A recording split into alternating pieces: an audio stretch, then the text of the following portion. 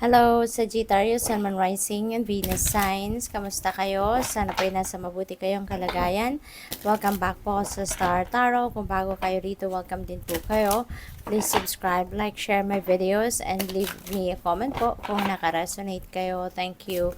So, first message po ninyo, Ten of Swords. Ayan, Tens represents endings and beginnings. Kaya meron ditong magtatapos sa buhay ninyo, meron kayong tatapusin, you're going to put an end to it, you're going to kumbaga tutuldukan nyo na yung sitwasyon na to, and you are ready to move on, you're ready to start over again, no, sa buhay ninyo. And this could be in any area of life, no, depende sa inyong sitwasyon, but this is something na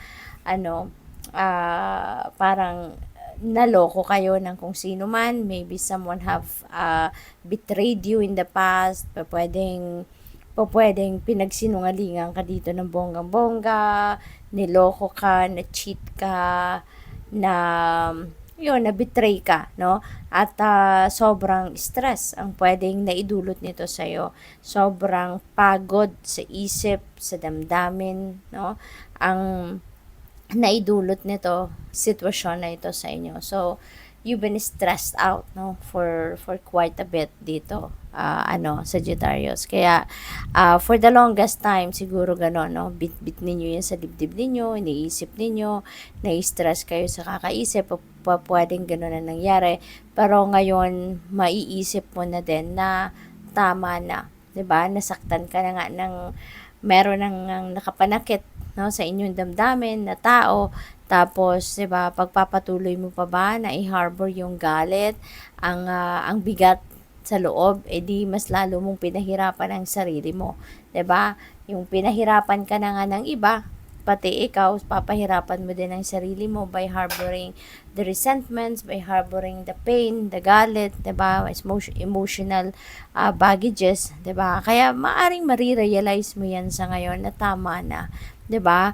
Wala naman itong magandang naidulot sa iyo siguro, kaya you are ready to move on from this situation. You are ready to forgive, no, so that you can move on. Na yung pag-forgive naman at necessarily na kung sino dito yung nakapanakit sa'yo, hihingi sa'yo ng tawad, no, hindi naman ganon, 'di ba? Sometimes hindi natin kailangang mag-usap, 'di ba, ng kung sino man na nakasakit ng inyong damdamin. You don't need to talk to that person, lalo-lalo na kung wala namang remorse ang taong yon sa ginawa niya sa'yo, hindi ba? So, bakit mo kakausapin? But, sometimes, we need to voluntarily forgive the person who have hurt us in the past para tayo ay makapag-move on sa buhay on a clean slate. Para na magpatawad tayo, para matanggal na sa dibdib natin yung bigat. But that doesn't necessarily mean na kailangan ng tao na makipag-usap sa atin or tayo yung kakausap sa kanila, no? Hindi.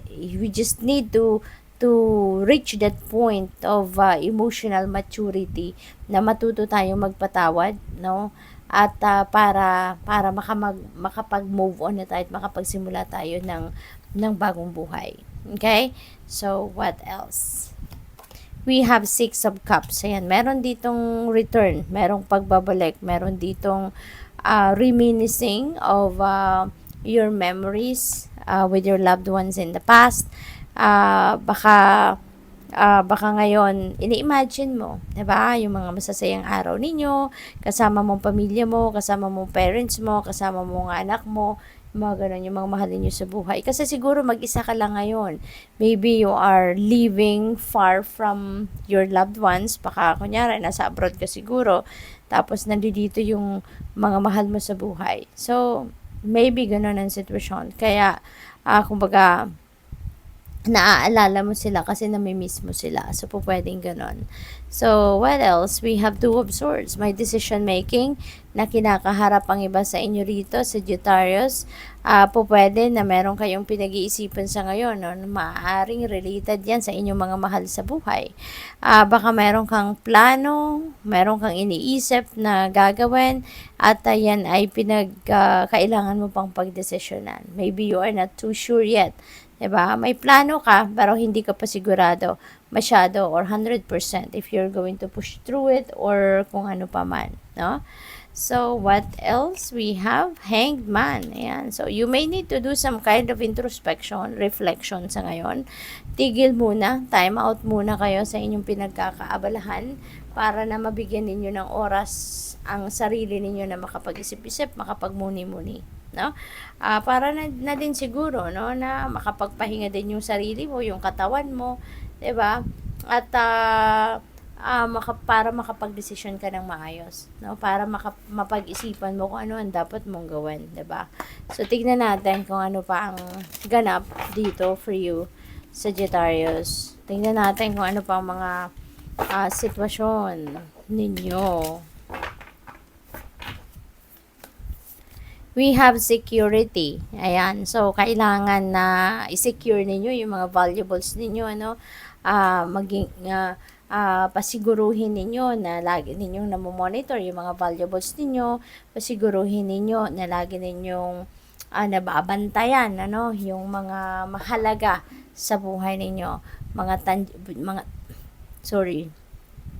tangible things, mga material possessions, mga savings ninyo, mga ganon, no? Bahay ninyo, make sure na laging, alam mo yun, laging secured, yung mga alarm system ninyo, make sure na lagi yung gumagana, yung mga CCTV ninyo, yung mga ganon, sasakyan, make sure na hindi ninyo iniiwan ang hindi nakalock, yung bahay, di ba, yung gate ninyo, yung mga ganon.